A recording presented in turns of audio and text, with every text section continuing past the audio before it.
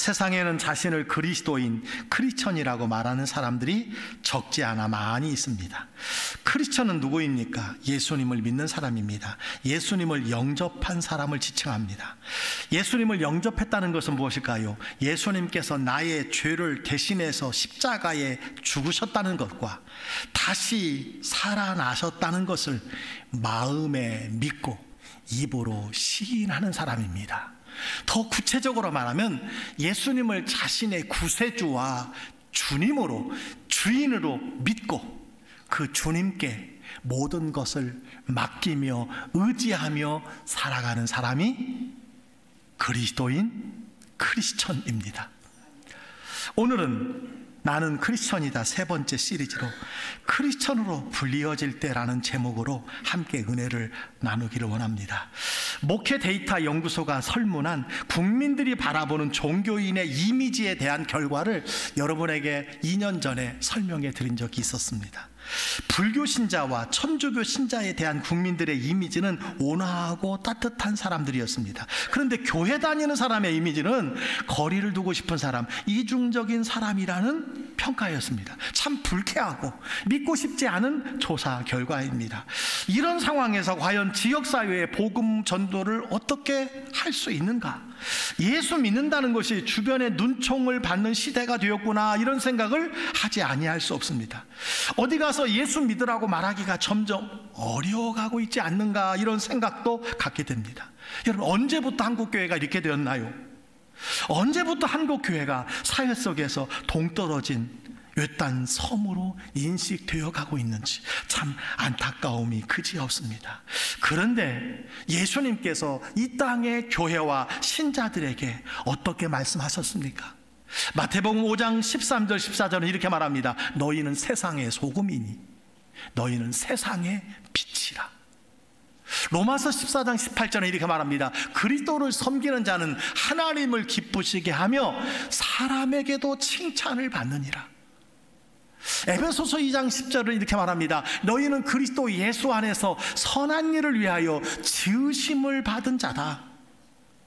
여러분, 우리가 이런 자입니다. 한국교회와 성도들이 처한 이런 상황은 여러분 2000년 전에도 초대교회 당시에도 있었다는 것 여러분 아십니까? 우리 죄를 대속하시기 위해서 십자가에 죽으신 예수님은 성경의 약속대로 사흘 만에 부활하셨습니다. 부활하신 예수님은 500여 명의 형제들에게 보이시고 제자들과 40여일을 보내시고 제자들이 보는 앞에서 승천을 하셨습니다. 그 이후 제자들이 예수님의 십자가와 부활의 복음을 전하던 중에 여러분이 잘 아시는 성령이 충만한 스테반 집사가 돌에 맞아 순교를 당합니다. 그런데 스테반의 죽음은 박해의 끝이 아니었습니다. 예루살렘 교회에 대한 박해가 계속되자 박해를 피해서 많은 성도들이 곳곳으로 흩어지기 시작했습니다. 오늘 말씀해 보니까 믿는 사람들이 흩어졌는데 어디까지? 베니게라고 하는 레바논까지, 구브로와 안디옥, 여러분 터키까지 흩어졌다, 이렇게 말씀하고 있음을 보게 됩니다. 그러나 박해는 더 심해졌고 예수를 믿는 사람들은 더 멀리, 더 깊이 숨어야 했습니다. 그런데 박해받아 흩어진 사람들은 도망간 곳에서, 숨은 곳에서 조용히 있지 않았습니다. 그곳에서 다시 예수님을 증거하기 시작했습니다.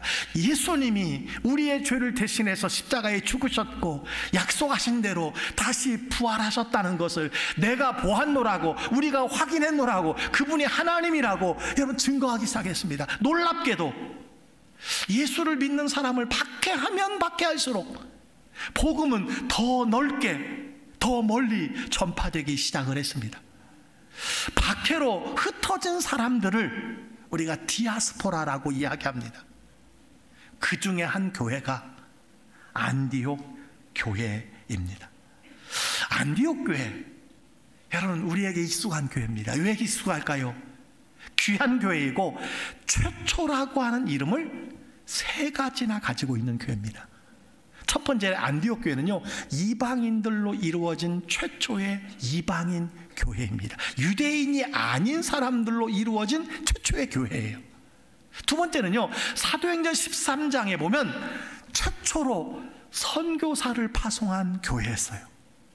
그 다음에 오늘 우리가 읽은 말씀처럼 처음으로 그리스도인이라고 하는 호칭을 얻게 된 교회가 안디옥 교회였습니다.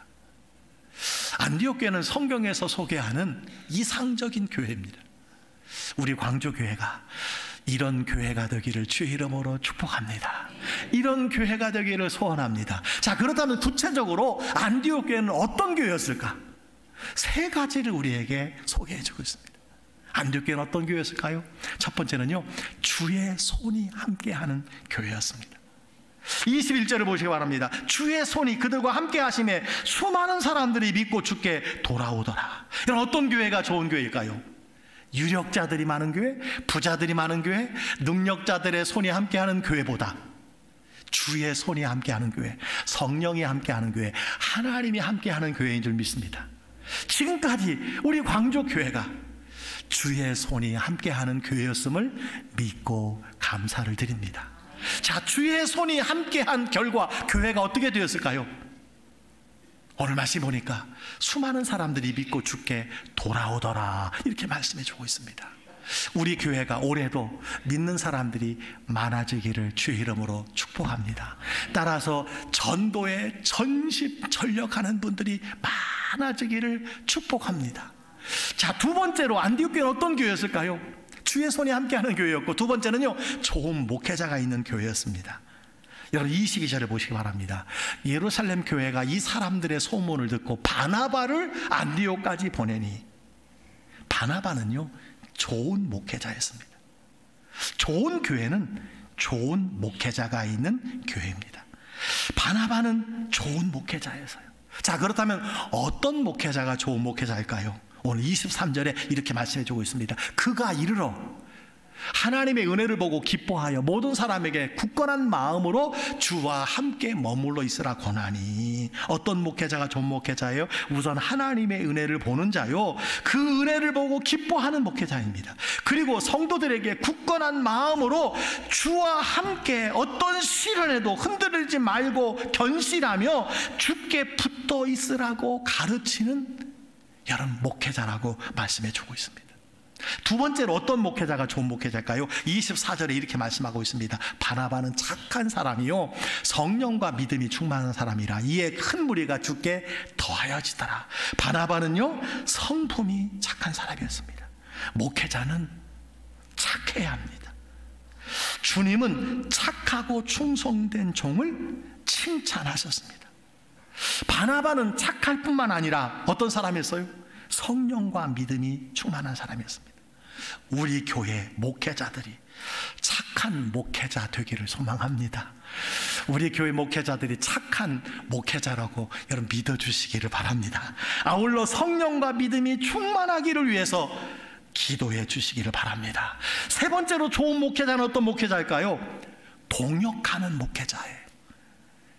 담임 목사 혼자 카리스마를 가지고 교회를 섬기는 그런 목회자가 아니라, 여러분 25절 26절에 보니까 바나바가 사울을 찾아 데리고 와서 둘이 교회에 1년간 모여있어 큰 무리를 가르쳤다라고 말씀해 주고, 여러분 사울이 누굽니까?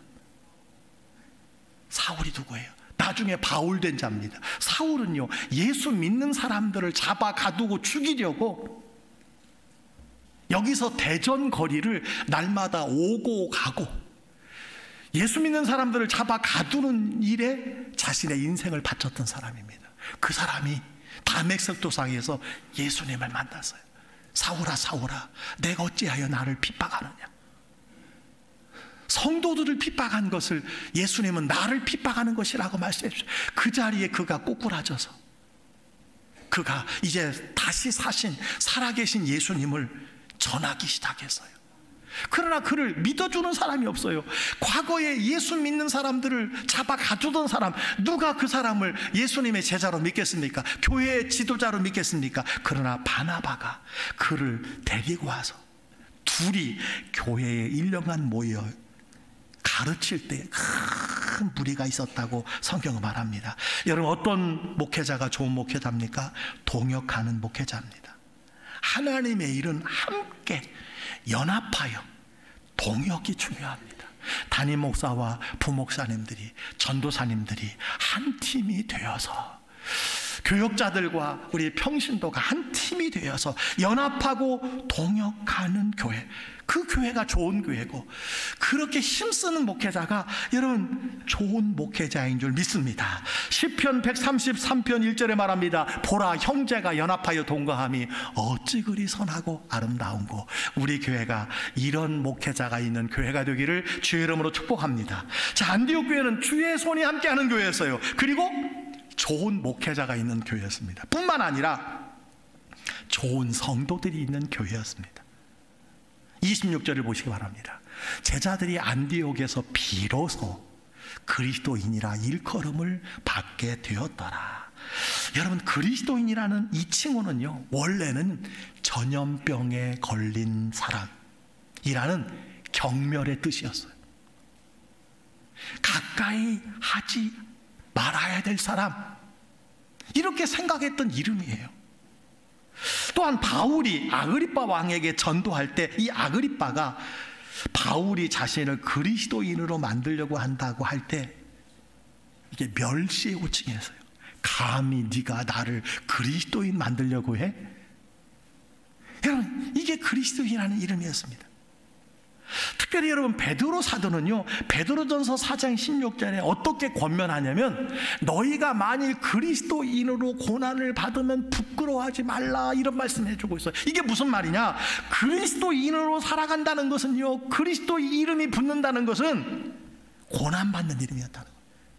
가는 곳마다 저 사람 그리스도인이야 그러면요, 핍박하고 고난을 주고 왕따를 시키는 그런 이름이 그리스도인이라는 이름이었습니다. 그런데 안디옥에 모인 교인들의 별명이 비로소 마침내 그리스도인이라는 별명을 얻게 되었다는 거예요. 자, 여러분, 안디옥에서 비로소 왜 그리스도인, 크리스천이라고 불리게 되었을까요?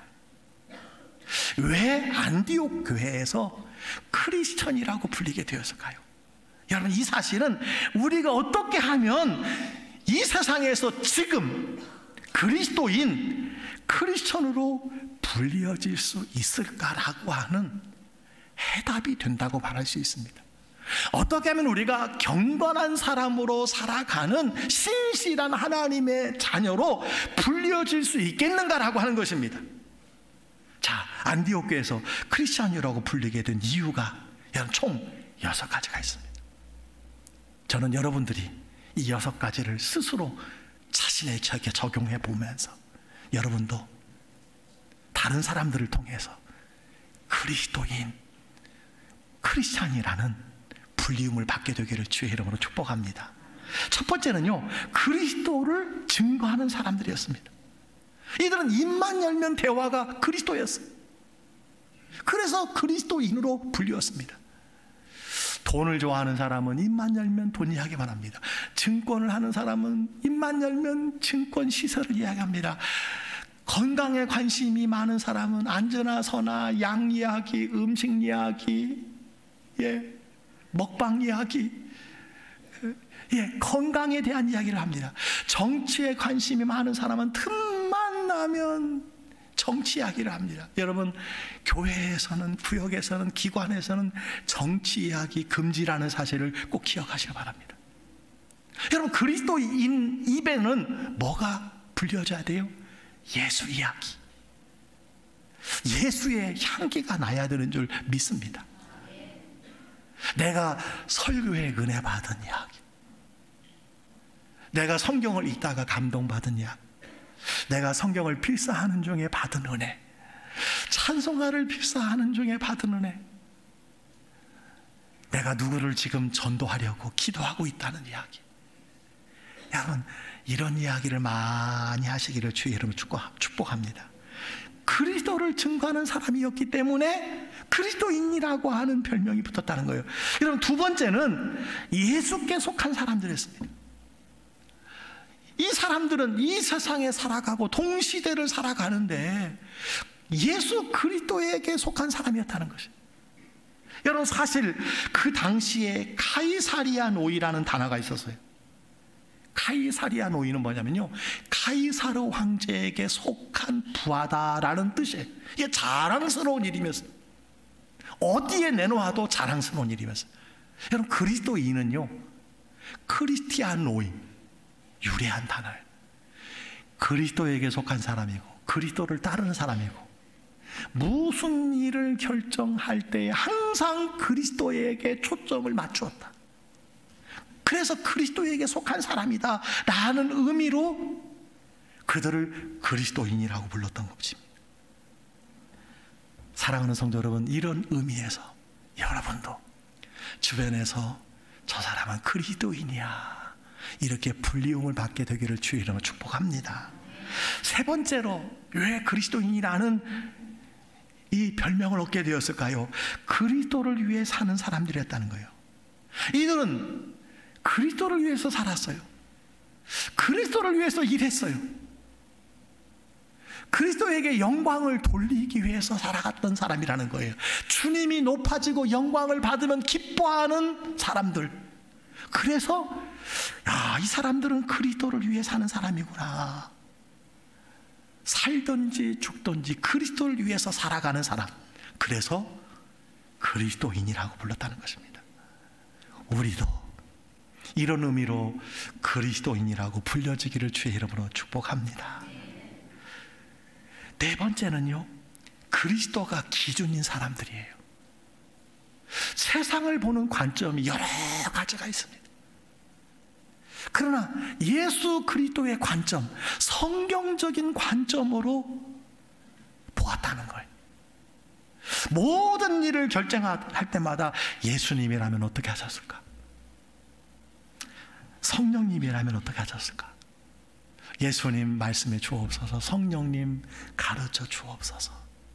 늘 성령님, 예수님께 모든 것을 맡기고, 모든 일에 하나님을 좋게 하는, 하나님을 기쁘시게 하는 사람들이었다라는 것입니다. 사랑하는 성도 여러분, 이런 부분에 있어서 저와 여러분도 그리스도가 기준이 되기를 주의 이름으로 축복합니다. 세상을 그리스도의 관점으로, 성경을 기준으로 살아가는 저와 여러분이 되기를 바랍니다. 그럴 때 사람들은 저 사람은 그리스도인이구나, 당신 크리스천입니까? 라고 여러분 불려진다는 거예요. 다섯 번째는요, 그리스도인됨을 자랑하는 사람들이었어요. 아까 그리스도인이라는 이름은요, 전염병, 멀리 해야 될 사람, 그리스도인이라고 낙인을 찍히면요 고난을 받는 사람들이었어요. 그런데 그리스도인됨을 자랑하는 사람들이었어요. 어디에서 누구를 만나든지 나는 크리스천입니다 이렇게 고백해서 손해가 있어요, 핍박이 있어요, 왕따를 당할 수 있습니다. 그런데 그리스도인 된 것을 여러분 말하는 사람들이었다는 거예요. 간혹 이런 분들이 있습니다. 자신의 직장을 자랑하는 사람이 있어요. 자신의 고향을 자랑하는 사람이 있어요. 자신이 나온 학교를 자랑하는 사람이 있어요. 어떤 사람은 자신이 다니는 교회를 자랑하는 사람이 있고요, 어떤 사람은 직분을 자랑하는 사람이 있습니다. 여러분 무엇을 자랑하시겠습니까? 여러분이 그리스도인인 것을 자랑하시기를 주의 이름으로 축복합니다. 여러분이 그리스도인의 가정이 된 것을 여러분 자랑하시기를 주의 이름으로 축복합니다. 어떻게 자랑하시겠습니까? 나는 그리스도인입니다, 나는 크리스천입니다. 한번 따라해 보세요. 나는 그리스도인입니다, 나는 크리스천입니다. 그리스도인됨을 자랑하는 사람들이었어요. 제가 목회하면서 잊을 수 없는 한 집사님이 계세요. 제가 이전 교회에서 목회하던 때의 집사님입니다. 사업장 신방을 갔는데 눈에 띄는 달력이 걸려 있어요. 분명히 교회에서 제작한 달력인데 달력 아랫부분이 모두 다 찢겨져 있어요. 여러분 그곳에 무엇이 원래 인쇄되어 있지요? 교회 이름이 인쇄된 부분이에요. 지나친 비약인지 모르지만 이런 생각이 제가 기도하면서 계속 드는 거예요. 아, 이 집사님은 교회 다닌다는 것이 부끄러운 분이구나. 아, 이 집사님은 집사이지만 사업을 하면서 그리스도인인 것을 감추고 싶은 분이구나. 오늘 장로님께서 기도한 것처럼 껍데기만 그리스도인, 표면상 그리스도인, 주일만 그리스도인. 여러분, 얼마나 마음이 아팠는지 몰라요. 지금도 그 기억이 생생합니다. 아니, 왜 저걸 다 잘라냈냐고 물어보려고 하다가 제가 그냥 물어보지 않고 왔는데, 그때 물어볼 걸 참 지금도 얼마나 이런 궁금한지 몰라요. 사랑하는 성도 여러분, 여러분은 그리스도인인 것을 자랑하는 분입니까? 숨기는 분입니까? 여러분은 광주교회 교인인 것을 자랑하는 분입니까? 숨기는 분입니까? 정말 그러셔요? 여러분, 학교에서, 직장에서, 이웃에게 여러분이 그리스도인인 것을, 광주교회 성도인 것을 여러분 숨기고 있지는 않습니까? 드러내시기를 주의 이름으로 축원합니다. 요사이 제가 목회자로서 분주하면서도 얼마나 기쁜지 몰라요. 왜 기쁘냐면요, 많은 성도님들이 주변에 새로운 아파트, 깨끗한 아파트, 넓은 아파트, 뷰가 좋은 아파트 새로 사셔서 이사를 가시는데 제가 가는 곳마다 이사 예배를 드려요. 내 집은 아니지만 얼마나 기분이 좋은지 몰라요. 얼마나 축복하고 싶은지 몰라요. 예배 드리고 나오면서 교패를 붙입니다. 현관에 이렇게 붙여요. 여러분, 그러면서 기도해요. 하나님, 우리 집사님, 권사님 가정이 그리스도인으로 살아가게 도와주시옵소서. 하나님을 경외하는 가정이 되게 하여 주옵소서. 여러분, 이것을 집 문패에 붙인다는 것은 무엇입니까? 우리 집 현관 문 앞에 오는 사람들로 말미암아 나는 그리스도인입니다, 나는 크리스찬입니다, 나는 광주교회 성도입니다. 여러분, 이것을 증거하는 것 아니겠습니까? 드러내는 것 아니겠습니까? 이것이 귀한 일이라고 저는 믿습니다. 이거 안 붙이려는 분도 가끔 믿음을 보게 돼요. 여러분, 붙이시기를 주의 이름으로 축복합니다. 자, 안디옥 교회에서 왜 그리스도인이라는 별명을 얻게 됐는가? 6번째, 그리스도의 사랑을 증명하는 사람이었어요. 그리스도의 사랑을, 그래서 그리스도인이라고 불리게 되었어요. 여러분, 26절을 보시기 바랍니다. 제자들이 안디옥에서 비로소 그리스도인이라 일컬음을 받게 되었더라. 여러분, 비로소라는 부사와 일컬음이라는 단어를 한번 유심히 보시기 바랍니다. 비로소는요, 바로 이때로부터라는 부사입니다. 일컬음은요, 수동태입니다. 타인에 의해서 불리어졌다, 그리스도인으로 불리어졌다라는 의미예요. 자, 그렇다면 무슨 일이 있고 난 뒤로부터 비로소 그리스도인이라고 불리어졌을까요? 어떤 일이 일어났을까요? 여러분, 27절, 28절을 보시기 바랍니다. 27절, 28절 다 같이 한번 읽겠습니다. 시작. 그때의 선지자들이 예루살렘에서 안디옥에 이르니 그 중에 아가보라 하는 한 사람이 일어나 성령으로 말하되 천하에 큰 흉년이 들리라 하더니 글라우디오 때에 그렇게 되니라. 아멘. 선지자 아가보가 안디옥 교회에 와서 천하에 큰 흉년이 들 것이라는 예언을 했어요. 그런데 성령께서는 왜 하필 안디옥에서 이런 예언을 하게 하셨는가라고 하는 거예요. 그 이유가 무엇이냐? 오늘 성경은 이렇게 말합니다. 하나님께서 안디옥 교회의 성도들이 비로소 그리스도인이라는 것을 증명할 기회를 주셨다는 거예요. 안디옥 교회가 그리스도의 교회라는 것, 안디옥 교회 교인들이 그리스도인이라는 것을 비로소 증명할 수 있는 기회를 주셨다는 거예요. 어떻게 증명하게 하셨을까요? 29절 30절에 보니까 제자들이 각각 그 힘대로 유대에 사는 형제들에게 부조를 보내기로 작정하고 이를 실행하여 바나바와 사울의 손으로 장로들에게 보내니라. 흉년이 실제로 들었어요. 여러분, 흉년이 들면 모든 지역, 모든 나라, 모든 교회가 다 어려운 것입니다. 그런데 안디옥교회는 어려우면 어려울수록 힘을 다해 이웃교회와 어려운 사람들을 구제했다는 거예요. 다 어려워요. 세상이 다 어려워요. 교회도 다 어려워요. 가정이 다 어려워요. 예수 믿는 사람도 다 어려워요. 그런데 부조하기를 힘썼다는 거예요. 누구에게? 더 힘든 교회, 더 어려운 교회, 더 가난한 교회, 더 어려운 목회자.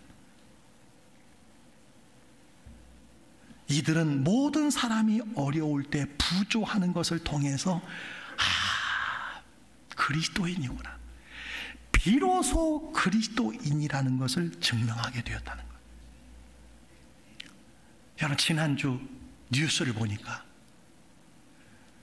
장로교단 총회가 2주 전에 있었는데 장로교회 두 교단만이에요. 장로교단은 약 90개 교단이 있습니다. 두 교단에서 20만 명이 사라졌어요. 20만 명이. 여러분, 깜짝 놀라야 돼요. 여러분, 얼마나 많은 교회가 문을 닫았는지 몰라요. 얼마나 많은 작은 교회 목회자들이 경제적으로 어려운지 몰라요. 안타까운 일입니다. 안디옥 교회는 같이 어려울 때 더 어려운 교회를 도왔고 더 어려운 가정을 도왔다는 거예요. 여러분, 코로나 전과 코로나 이후가 한국 사회를 완전히 바꿔놨습니다. 한국 교회도 완전히 바꿔놨습니다. 신앙생활의 형태도 완전히 바꾸어버리고 말았습니다. 여러분, 한국 교회가 약 1.78% 감소했습니다. 전체적으로 인원도 재정도. 안디옥 교회는 이렇게 어려울 때 더 어려운 교회, 더 어려운 가정을 부조했다는 거예요. 그리스도의 교회구나, 그리스도인이구나, 비로소 증명하게 되었다는 것입니다. 우리 교회가 어려운 시대에 어려운 교회와 어려운 이웃과 우리 주변의 사람들에게 부조하는 그런 큰 은혜가 있게 되기를 주의 이름으로 축복합니다.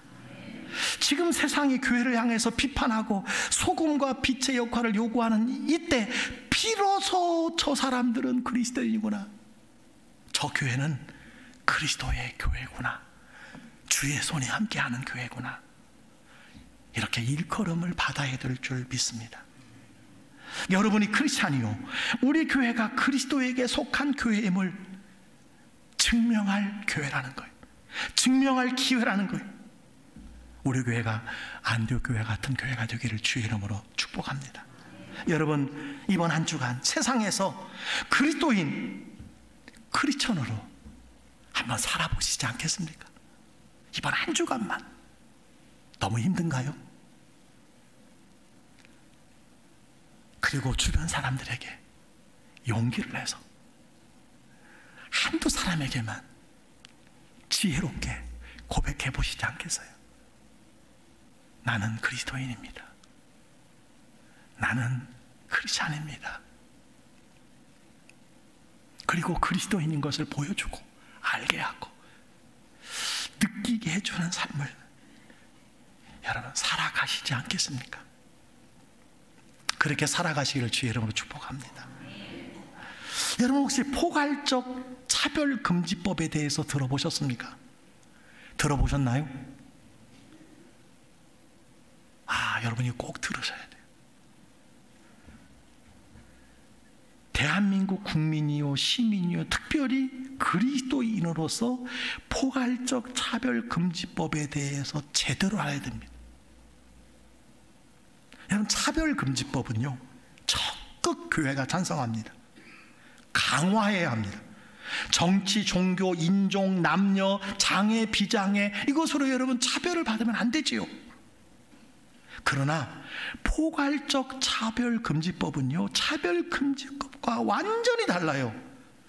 한마디로 동성애 합법을 위한 제도적 장치가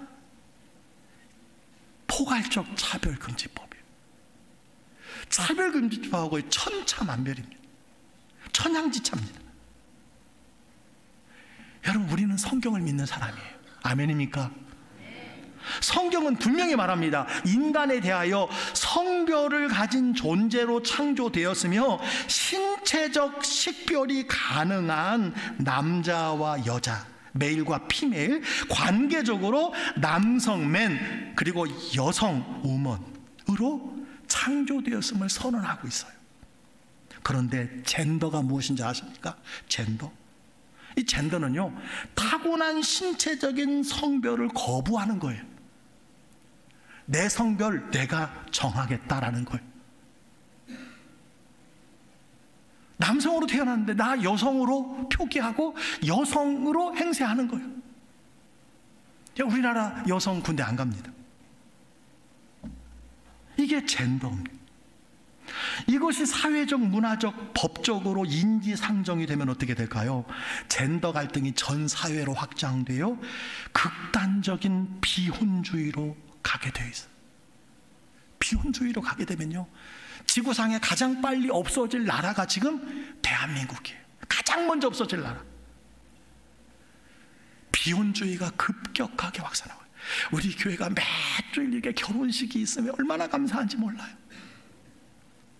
여러분, 특별히 지난 7월에 대법원에서요 동성 배우자 건강보험 피부양자 등록이 가하다는 판결을 내렸어요. 여러분, 이 판결은요 무슨 판결이냐면 사실상 법적 제도적 장치를 동성애 부부에게, 동성애자들에게 다 부여해 주는 거예요. 인정해 주는 겁니다. 여러분, 이것은 사실상 동성혼을 인정하는 신호탄이라고 할 수 있어요. 여러분, 이 흐름을 한국 교회가 끊어내지 못하면 가까운 시일에 온갖 악법이 제정될 거예요. 여러분, 이 배후에 사탄, 마귀가 역사합니다. 오직 개신교만 이것을 적극적으로 반대합니다. 그래서요 하나님을 모르는 사람들은요, 하나님의 질서를 모르는 사람들은 교회를 또 욕하기 시작해요. 편협하다고. 그래서 교회를 떠나는 사람들이 더 많아져 가고 있습니다. 여러분, 이 흐름을 끊어내야 돼요. 여성은 자신이 남자의 신체임에도 여성이라고 주장하는 사람과 목욕탕을 함께 쓸 수밖에 없어요. 쫓아낼 수가 없어요. 신체적으로는 남자인데 자기가 여성이라고 주장하는 사람을 쫓아낼 수가 없습니다. 화장실도요. 여러분, 지금 유럽을 가보세요. 미국, 캐나다를 가보세요. 남자, 여자, 그리고 유니섹스. 여러분, 이 성별이 지금 20개에 이르고 있어요. 남자, 여성이 아니라요, 성별이 20가지입니다. 4살 아이에게 동성애를 가르쳐야 돼요. 학교에서, 유치원에서. 안 가르치면 불법이에요. 공적으로 예수의 이름으로 기도하는 것이 금지됩니다. 하나님을 아버지라고 부를 수 없어요. 아버지라고 부르면 법에 저촉이 됩니다. 목사가 설교 중에 동성애를 죄라고 말하면, 그리고 여러분, 동성애자 결혼에 기도해달라거나 예배를 드려달라거나 그것을 거부하면 파면을 당합니다. 제가 여러분 7, 8년 전에 말씀을 드렸어요. 곧 끔찍하지만 내 아들이 신부라고 데려왔는데 남자를 데리고 왔어요. 내 딸이 결혼한다고 신랑을 데려왔는데 여자를 데리고 왔어요. 여러분, 이런 일이 지금 비일비재로 일어나고 있어요. 여러분, 어떻게 되겠습니까? 이런 사람들에게 결혼을, 주례를 요청했을 때 여러분, 거부하면 법에 걸리는 거예요. 예수님이 유일한 구원자라고 하면 혐오와 차별이 되는 반성경적인 악법이 이제 물꼬를 튼 거예요.